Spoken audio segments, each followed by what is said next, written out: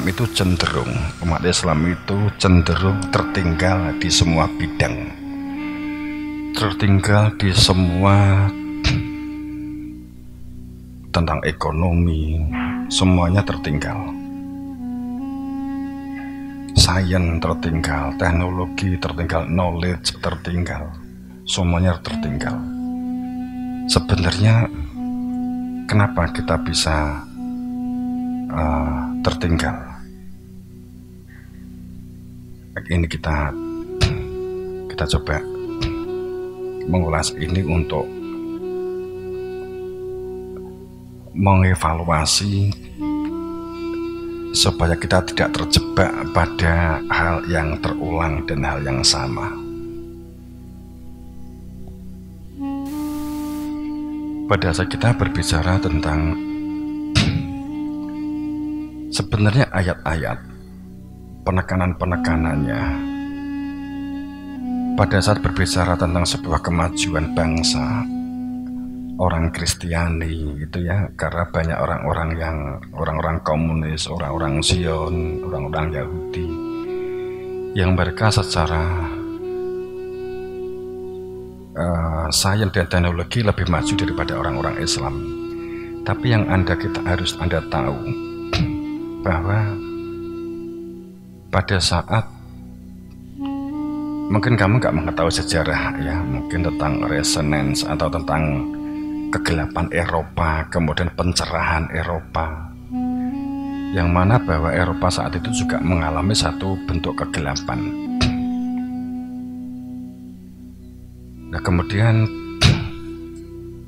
ada hal-hal yang menjadikan mereka kemudian bangkit dari keterpurukan. Saya nggak akan cerita secara detail ini, enggak. Mungkin kan kalau ini kita ungkapkan mungkin kan utama konsumsi siswa mungkin berat ya. Akan tetapi kita memberi satu gambaran atau perspektif bahwa apakah selamanya kita akan bicara begini pada saat keadaan seperti ini, pada saat dulu orang-orang banyak taat dalam Kristiani, juga terjadi indoktrinasi sehingga mereka melepas dari baju-baju agama. Ada satu fenomena anak-anak muda sekarang ini mulai skeptis dengan agama, bahkan dengan tokoh-tokohnya juga mulai skeptis, ingin melepas keterjeratan dengan agama. Karena memang kalau kita melihat secara fakta bahwa kemajuan-kemajuan di dunia industri pada saat sekitar di tahun 1700 sampai 1800 di abad 17 itu pada saat itu memang dobrakan dari revolusi industri gitu ya. Ada sebuah sejarah yang dikatakan dari revolusi industri ya, di Eropa, tepatnya memang di daerah Prancis ini. Saat itulah mulai terjadi sebuah kebangkitan. Mereka seperti melepas dari ikatan-ikatan spiritual dalam mana agama. Kita kondisi umat Islam itu cenderung tidak maju dan tidak berkembang. Dan maaf, bukan maksudnya kita kedunian, enggak. Dan umat Islam itu cenderung miskin, kan gitu.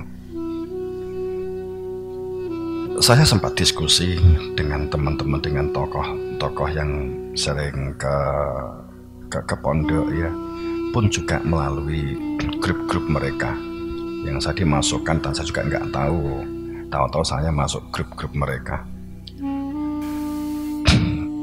Pertanyaan-pertanyaan itu sering menggelitik, walaupun saya sering nggak saya posting ya.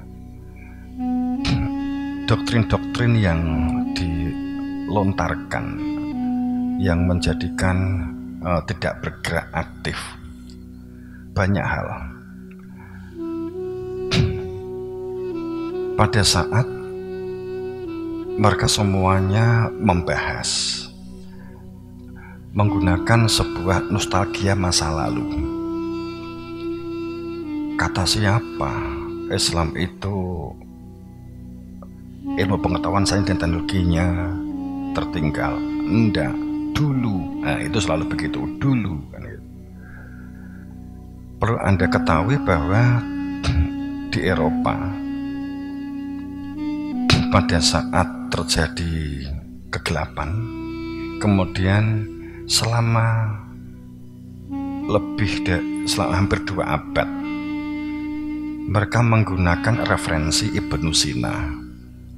Itu adalah orang Islam yang kemudian mereka menjadi melek filsafat, melek pengetahuan.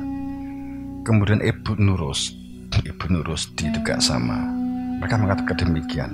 Kemudian ada lagi ungkapan begini, kata siapa orang Islam melarat, Uni Emirat Arab itu kaya, negara Timur Tengah itu banyak yang kaya, Qatar itu kaya,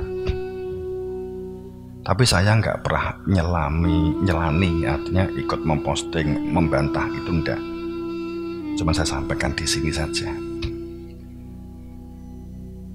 Iya, mereka kaya, akan tetapi topangan yang mereka disebut sebagai negara kaya bukan karena kemampuan sains dan teknologinya orang Islam, akan tetapi topangan kekayaan mereka itu adalah hasil dari minyak bumi, dari perut bumi, tambang bumi yang mereka miliki di dalam negara mereka, yang sekarang justru dari hasil minyak bumi yang kita gunakan untuk bahan bakar BBM di seluruh dunia yang menjadi masalah, sehingga perubahan iklim ekstrim, anomali iklim itu disinyalir adalah akibat dari energi yang tidak terbarukan. Sehingga kalau kita mengacu kepada memang benar ini setara dengan rumah kaca, bahkan lebih besar dari dampaknya dari rumah kaca dalam mempengaruhi sebuah iklim, berarti sumbangsih energi ini memiliki dampak yang besar untuk merusak lingkungan.